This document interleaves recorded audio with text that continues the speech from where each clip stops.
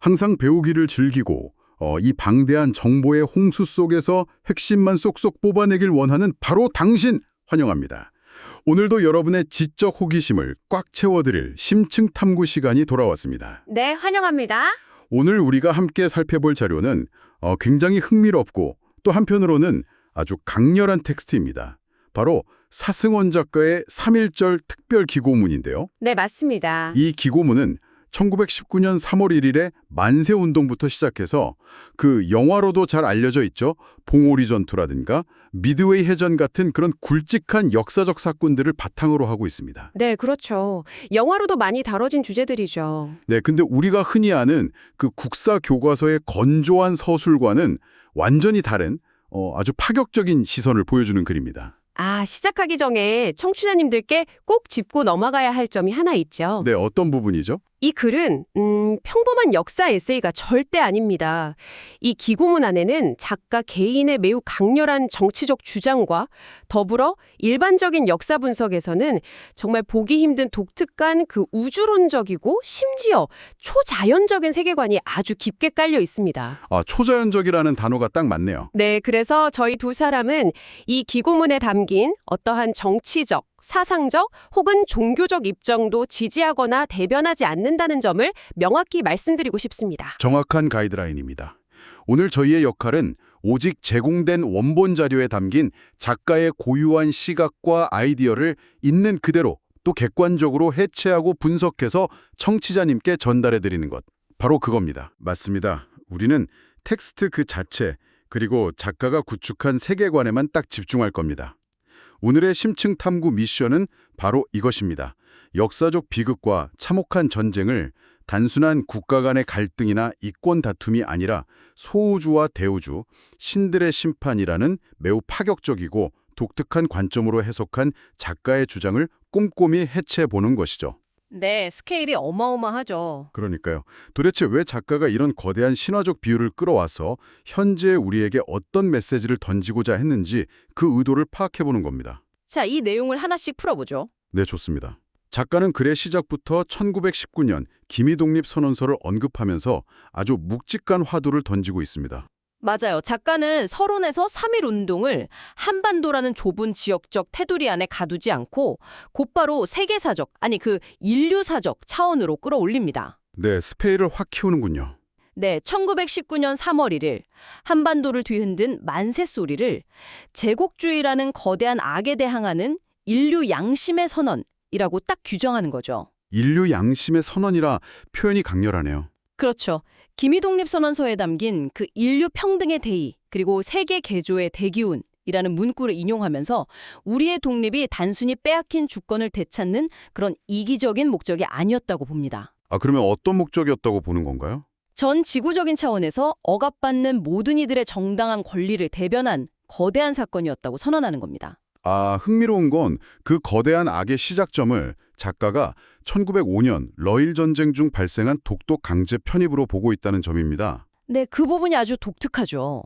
보통 우리가 역사 시간이나 국제법을 다룰 때 독도 문제는 영토 분쟁의 신호탄 이 정도로 해석하잖아요. 네, 보통은 그렇게 배우죠. 네, 독도 강제 편입은 이웃나라를 돕는다는 미명하에 한국인의 주권을 뺏고 더 나아가 전 세계인을 말살하거나 노예화하려는 아주 파괴적인 사상, 즉 정한론에 기반한 세계 정복의 첫 단추였다는 것이 핵심 주장입니다. 사실 우리가 아는 역사적 맥락에서는 정한론은 19세기 후반에 그 일본 내부에서 일어났던 조선을 무력으로 정벌하자 이런 정치적 논쟁이잖아요. 네, 보통은 그렇게 한정지어서 보죠. 그런데 작가는 이 정한론을 단순히 한 국가의 제국주의적 팽창 정책을 넘어서서 인류의 보편적 가치인 자유와 평등을 정면으로 부정하고 지구 전체를 암흑의 시대로 되돌리려 했던 반문명적 시도. 네, 정확합니다. 그러니까 전 인류를 노예화하려는 절대 악의 씨앗으로 엄청나게 확대해서 해석하고 있습니다. 맞아요. 제국주의의 팽창을 단순한 역사적 흐름이 아니라 명백한 선악의 구도, 그것도 절대 악의 발현으로 세팅하고 이야기를 출발하는 셈이죠. 와, 시작부터 선과 악의 대결 구도가 엄청 명확하네요. 바로 그 지점이 작가가 자신의 독특한 세계관을 여는 열쇠가 됩니다. 인간의 욕망으로 시작된 제국주의가 인류 전체를 위협할 만큼 거대해지고 네, 인간의 힘만으로는 통제할 수 없을 정도로 오만해졌을 때 그렇죠. 오만해졌을 때 작가는 역사적 현실 너머의 초월적인 존재들을 텍스트 안으로 훅 불러들입니다. 절대 악을 심판하기 위해서는 절대적인 선 혹은 우주적인 섭리가 필요해진 것이죠. 정말 흥미로워지는 부분은 바로 여기입니다. 작가가 1920년 6월 그 만주 벌판에서 있었던 유명한 봉오리 전투를 묘사하는 방식인데요. 네, 여기가 정말 하이라이트죠. 청취자님들도 잠깐 생각해 보시죠. 우리는 보통 봉오리 전투를 열악한 무기와 환경 속에서도 험준한 지형을 이용해 일본 정교군을 격파한 독립군의 눈부신 전술적 승리로 배우죠. 맞아요. 인간 승리의 드라마로 배웁니다. 찢어진 옷을 입고 낡은 소총을 든 농민과 사냥꾼들이 이뤄낸 기적 같은 일이죠. 네, 그런데 작가의 해석은 말 그대로 차원이 다릅니다. 이 전투를 우주적 차원의 전쟁으로 완전히 바꿔버리거든요. 기고문의 부제에서도 힌트를 얻을 수 있는데 작가는 우리가 사는 이 지구촌을 티끌만큼 작은 소우주라고 묘사합니다. 맞아요. 광대한 대우주의 관점에서 보면 보이지도 않을 만큼 작고 초라한 곳이라는 물리적이고 철학적인 비유죠. 네, 그런데 이 작은 소우주 안에서 일제가 자칭 최정예라 자부하던 월강 추격대를 보내 한국인들을 절멸시키려 합니다. 오만이 극에 달한 거죠. 바로 그때 작가의 세계관 속에서는 이 끔찍한 상황을 방관할 수 없었던 존재들이 개입합니다. 누군가요? 작가의 표현을 극애로 빌리자면 바로 대우주의 신들입니다. 잠깐만요. 그러니까 우리가 국사 시간에 배웠던 그 홍범도 장군의 봉오리 전투가 작가의 렌즈를 통과하면 마치 어벤져스급 우주전쟁으로 바뀐다는 거잖아요. 네, 비유하자면 딱 그렇습니다. 농민과 사냥꾼의 모습을 한 독립군들이 사실은 대우주의 신들이 안타까워하며 이 작은 소우주에 직접 파견한 대우주 최정의 전사들이었다는 주장이니까요.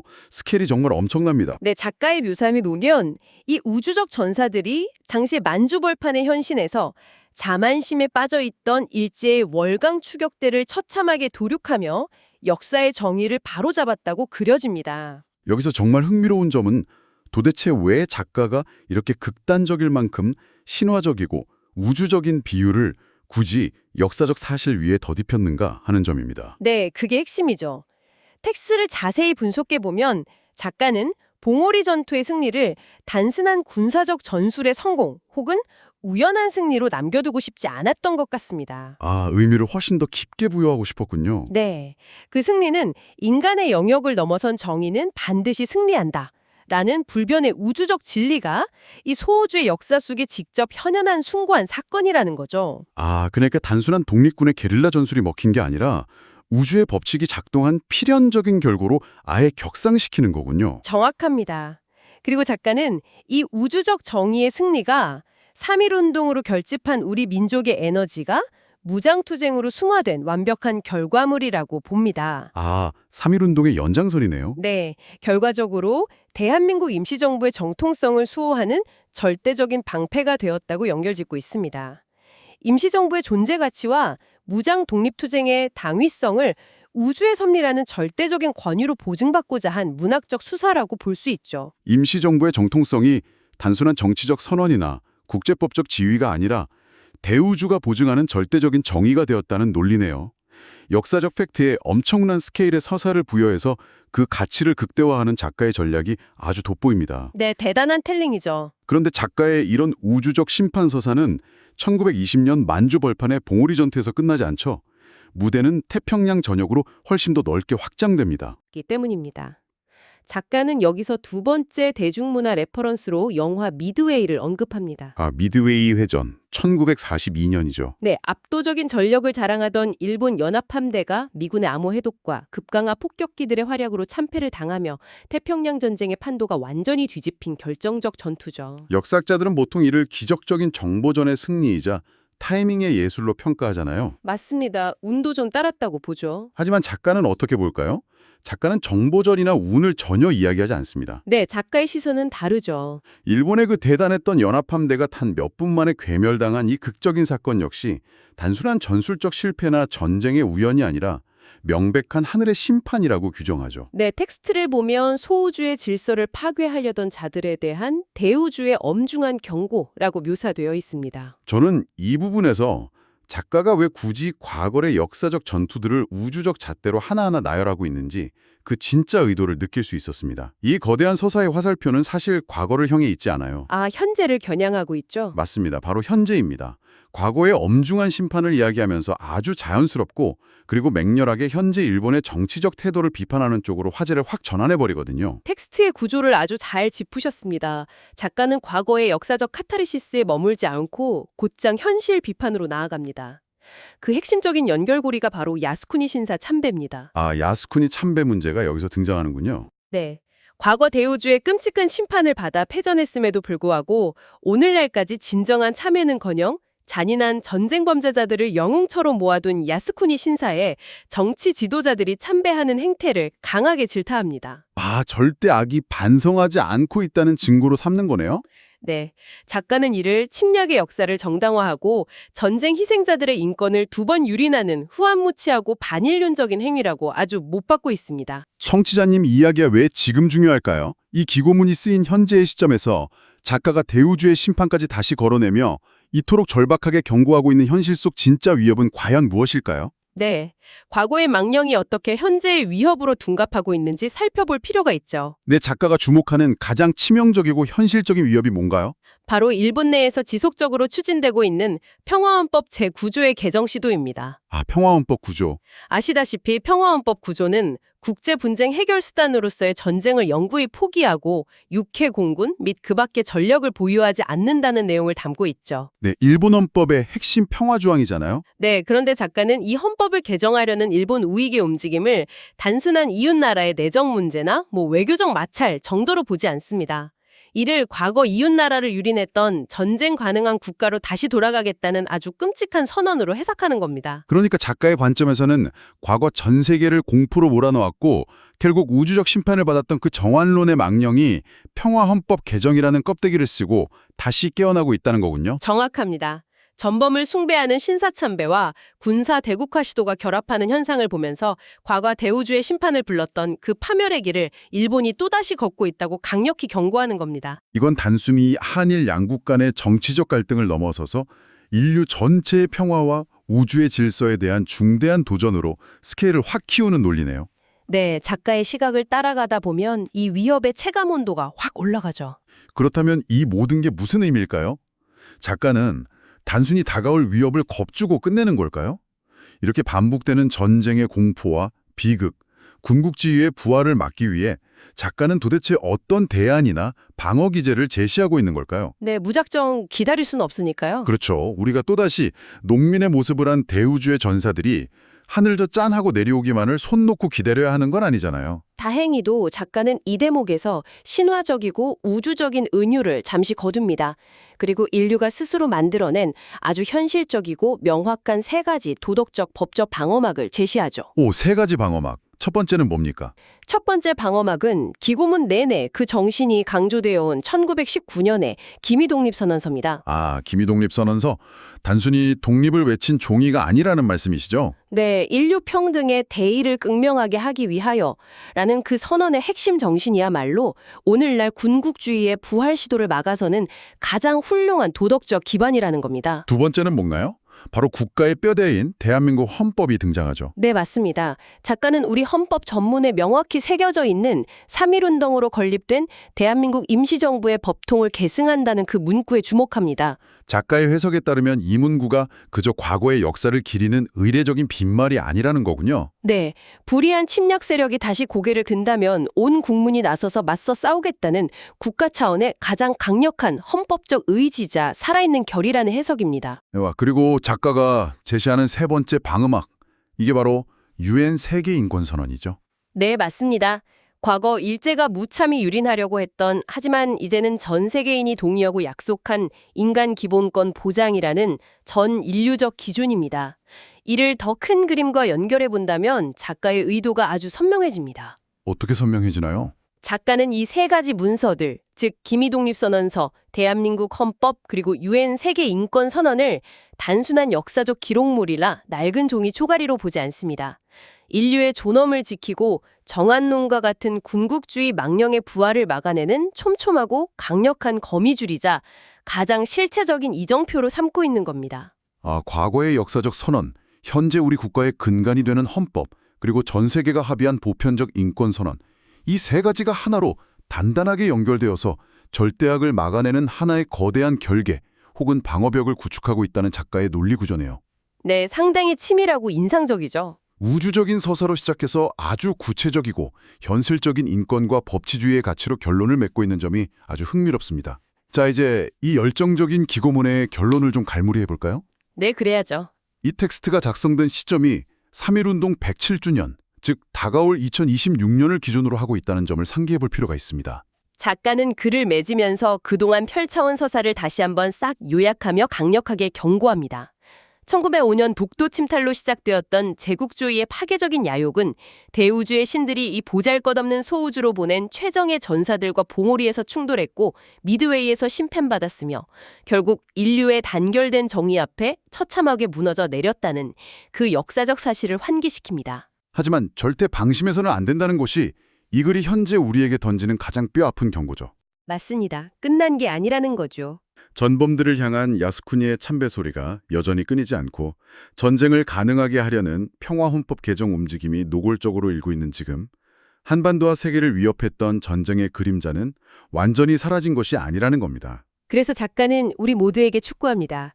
우리는 앞서 말한 헌법과 인권선언의 숭고한 정신을 매일매일 가슴에 새기고 평화와 정의를 지키는 파수꾼이 되어야 한다고요. 네, 파수꾼이 되어야 한다. 그리고 그것만이 바로 만주 봉오리 벌판과 미드웨이의 차가운 바다에서 절대 악을 막아내기 위해 사나운 영령들의 뜻을 온전히 잇는 유일한 길이라고 역설하며 글을 맺습니다. 정말 텍스트의 첫 문장부터 마지막 마침표까지 단 한순간도 긴장을 늦추지 않고 일관되게 강력한 톤을 유지하는 에세이였습니다. 글의 마지막을 장식한 문장도 이 글의 전체적인 무게감에 걸맞게 아주 묵직했는데요. 청취자님들도 아마 한 번쯤은 들어보셨을 유명한 문장입니다. 네, 작가는 이 강렬한 한 문장으로 자신의 우주적이고 역사적인 서사를 닫습니다. 청취자님께 글의 마무리를 직접 인용해드리겠습니다. 역사를 잊은 민족에게 미래는 없고 침략을 미화하는 제국에게 평화는 없다. 역사를 잊은 민족에게 미래는 없고 침략을 미화하는 제국에게 평화는 없다. 우리가 평소에도 흔하게 듣고 쓰는 역사적 명언이지만 이 귀고문이 쌓아올린 그 대우주의 심판, 초월적 전사들, 절대 악의 부활, 이런 이 거대한 서사들을 쭉 따라가고 난 뒤에 들으니 이 한 문장에 주는 무게감과 압박감이 새삼 전혀 다르게 느껴지기도 합니다. 네, 훨씬 더 묵직하게 다가오죠. 다시 한번 청취자님들께 상기시켜드립니다만 오늘 우리는 사생원 작가의 매우 개인적이고 우주적이며 또 강력한 정치적 색채와 경고를 띤 텍스트를 철저히 객관적인 시선으로 해부해 보았습니다. 건조한 역사적 팩트를 다루는 작가만의 아주 독특하고 신화적인 프레임을 깊숙이 엿볼 수 있는 흥미로운 시간이었죠. 이 시점에서 중요한 질문이 떠오르네요. 청취자님, 오늘 우리가 다룬 기고문처럼 역사적 사실을 단순히 인간들 사이의 이권 다툼이나 국가들 사이의 정치적 외교적 사건으로 보지 않고 대우주의 신이나 우주적 정의 같은 초월적이고 절대적인 선악의 서사로 바라볼 때 그 역사를 배우는 후세 사람들은 자신의 국가적 정체성을 어떻게 형성하게 될까요? 정말 깊이 있는 질문이네요. 역사라는 건조하고 복잡한 팩트 위에 이토록 거대하고 매력적인 신화를 덧입히는 것은 사람들이 그 역사를 절대 잊지 않고 가슴 뜨겁게 기억하게 만드는 강력하고 긍정적인 원동력이 될까요? 아니면 반대로 사건의 복잡한 이면이나 차가운 역사적 팩트를 가리고 흑백 논리에 갇히게 만드는 위험한 렌즈가 될까요? 정말 오늘의 탐구를 완벽하게 마무리하는 멋진 질문입니다. 역사를 어떻게 기억하고 어떻게 스토리텔링할 것인가에 대한 아주 근본적인 고민을 하게 만드네요. 항상 배우기를 즐기시는 청취자, 바로 당신, 오늘 저희가 마지막으로 던진 이 질문에 대해 오늘 하루 여러분만의 답을 한번 깊게 고민해 보시길 바랍니다. 네, 각자의 답이 다 다를 수 있겠죠. 당장 명쾌한 정답은 없겠지만 이런 관점의 차이를 고민해보는 과정 자체가 여러분의 지적 시야를 훨씬 더 넓혀줄 것이라 확신합니다. 오늘 저희가 준비한 심층 탐구는 여기까지입니다. 계속해서 호기심의 불씨를 살려두시고 우리가 당연하다고 믿어왔던 것들, 익숙하게 읽어왔던 텍스트들의 새로운 질문을 던져보시길 바랍니다. 저희는 다음 시간에 또 다른 뇌를 깨우는 흥미로운 자료와 함께 여러분을 찾아오겠습니다. 함께해 주셔서 감사합니다. 감사합니다.